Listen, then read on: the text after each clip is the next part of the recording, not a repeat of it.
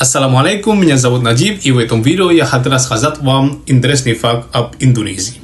Знаете ли вы, что в Индонезии во высоких зданиях, таких как отели, офисы, торговые центры или дома, часто отсутствует 4-й этаж или 13-й этаж? Да. Вместо 4-го этажа или 13-го этажа вы увидите этаж с обозначением 3А или 3Б или 12А или 12Б. А следующий этаж будет уже 5-й этаж или 15-й этаж и так далее. Это, конечно, довольно необычно и сильно отличается от других стран. Например, когда я жил в Казахстане, моя квартира находилась на 13-м этаже.